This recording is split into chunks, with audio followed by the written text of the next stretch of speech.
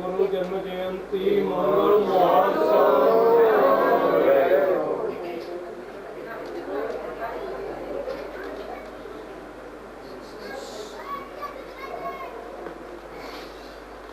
એ પૂજ્ય ભગવતી માતા, એક પ્રશ્ન છે કે દરેક જીવ પરમાત્મા સ્વરૂપ છે, પણ અમારી પાસે વર્તમાનમાં તો મતિ સ્વરૂપ જ્ઞાન જ પ્રગટપણે છે, તો અમે પરમાત્મા સ્વરૂપ છીએ તે મતિ સ્વરૂપ જ્ઞાન દ્વારા કેમ ખ્યાલમાં આવે તે જરા વિગતથી સમજાવવા કૃપા કરશો.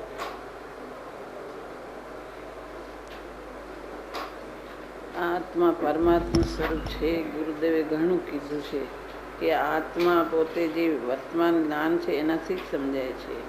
પરમાત્મા સ્વરૂપ આત્મા વસ્તુ સ્વરૂપે પરમાત્મા છે. એને જાણવા માટે મતિશ્રુત જ્ઞાન છે. મતિશ્રુત જ્ઞાનથી જ આત્મા જણાય છે. મતિશ્રુતથી ન સમજાય એવું કંઈ નથી. આત્મા જ્ઞાન સ્વરૂપ નાયક છે, એ જાણનારો છે. એમાં મતિ અને શ્રુત એ બે દ્વારા આત્મા ઓળખાય છે. એને ઓળખવા માટે કંઈ બીજા જ્ઞાનોની જરૂર પડતી નથી. એને જાણવા માટે કોઈ અવધિ જ્ઞાન કે મનપર્ય જ્ઞાન કે એવા કોઈ જ્ઞાન હોય તો આત્મા ઓળખાય એવું કંઈ નથી. કે કોઈ પ્રત્યક્ષ જ્ઞાન હોય કે કોઈ એમ પ્રત્યક્ષ દેખાય કે જેનાથી દેવલોકને નરકને બધું દેખાય એવું અવધિ જ્ઞાન હોય, એવા અવધિ જ્ઞાન વડે કે અથવા કોઈના મનની વાત જાણે એવું જ્ઞાન હોય તો આત્મા ઓળખાય એવું કંઈ નથી. આત્મા મતિ અને શ્રુત દ્વારા જ આત્મા ઓળખાય છે. આત્મા ઓળખવા માટે કોઈ જ્ઞાનના ભેદ ઉપર દ્રષ્ટિ મૂકવાની જરૂર નથી. આત્મા નાયક જ છે કે આ જ્ઞાન હોય, મતિ હોય કે શ્રુત હોય કે એના ઉપર દ્રષ્ટિ મૂકે કે આ જ્ઞાન છે માટે આનાથી ઓળખાય કે આનાથી, એવું નથી. આત્મા પોતે જ્ઞાન સ્વરૂપ નાયક જ છે. એમ નાયક જ લક્ષમાં લેવાનું છે કે આ મતિ છે એટલે આ મતિ દ્વારા આ મતિ છે એ મતિ ઉપર લક્ષ મૂકીને આત્મા ઓળખાય એવું નથી, કે શ્રુત ઉપર લક્ષ મૂકીને આત્મા ઓળખાય એવું નથી. આત્મા સ્વયં નાયક છે. એ નાયકને પોતે ઓળખવા જાય એમાં મતિને શ્રુત સાથે આવે છે. એટલે મતિને શ્રુત દ્વારા આત્મા ઓળખાય છે. એને માટે કોઈ બીજા જ્ઞાનોની જરૂર પડતી નથી. વિચારથી નક્કી કરે કે હું પરમાત્મા છું, આ સ્વભાવ મારો છે, આ નાયક તે હું છું, આ વિભાવો જે થાય તે મારું સ્વરૂપ નથી, હું તો નાયક જ છું, એમ મતિશ્રુત દ્વારા નિર્ણય કરે અને બરાબર નિશંકપણે નિર્ણય કરે તો સ્વસંવેદન પણ મતિશ્રુત દ્વારા જ થાય છે. અને સ્વાનુભૂતિમાં પણ મતિશ્રુત જ કામ કરે છે. બીજા કોઈ જ્ઞાનોની જરૂર પડતી નથી. આત્મા નાયક છે તે મતિશ્રુત દ્વારા જ ઓળખાય છે. માટે પોતે વિચાર કરે, નાયકને ઓળખે તો ઓળખાય એવું છે. અને ગુરુદેવે ઘણું સમજાવ્યું છે. માટે આત્મા મતિ શ્રુત જ્ઞાન દ્વારા જ ઓળખાય છે. બીજા કોઈ જ્ઞાનોની રાહ જોવી પડે એવું નથી.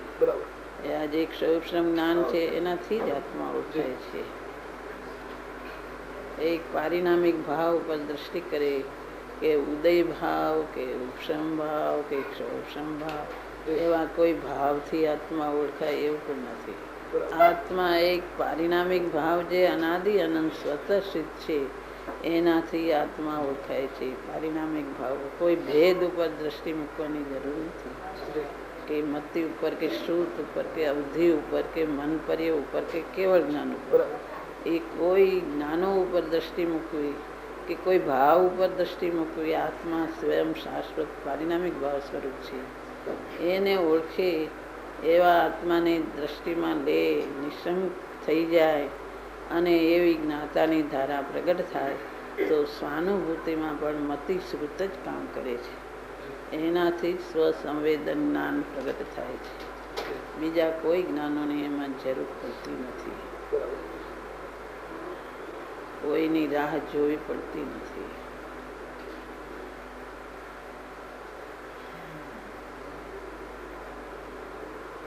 લક્ષણ પકડવાની તાકાત પણ મતિશ્રુત જ્ઞાનમાં છે. લક્ષણ પણ મતિશ્રુત દ્વારા જ પકડાય છે કે આ જ્ઞાન લક્ષણ છે. એ મતિ અને શ્રુત દ્વારા જ પકડાય છે કે આ અસાધારણ જ્ઞાન તે જ્ઞાન લક્ષણ તે હું છું. એ જ્ઞાન લક્ષણથી જ્ઞાયક ઓળખાય છે, એ મતિશ્રુત દ્વારા જ ઓળખાય છે. એનું પ્રયોજનભૂત જ્ઞાન હોય તો એ નથી ઓળખાય. એને જાજુ જ્ઞાન જોઈએ મતિશ્રુતમાં, કે જાજો શાસ્ત્રનો અભ્યાસ હોય, કે જાજુ બહુ ગોખી ગયો હોય, કે ભણી ગયો હોય, કે બહુ જાજુ કાંઈ બોલતા આવડે, કે કાંઈ શીખી ગયો હોય તો આવડે, એવું નથી. મતિશ્રુત એક આત્માના દ્રવ્યગુણ પર્યાયને ઓળખે, પ્રયોજનભૂત તત્વને ઓળખે તો એ સમજી શકે એવું છે. એમાં જાજુ બધું ઉઘાડ હોય, કે જાજુ બધું બહુ યાદ રહેતું હોય તો ઓળખાય, એવું પણ નથી. એ મતિશ્રુત અમુક પ્રયોજનભૂત જાણે તત્વને, તત્વનું જ્ઞાન પ્રયોજનભૂત હોય તો આત્માને ઓળખી શકાય છે.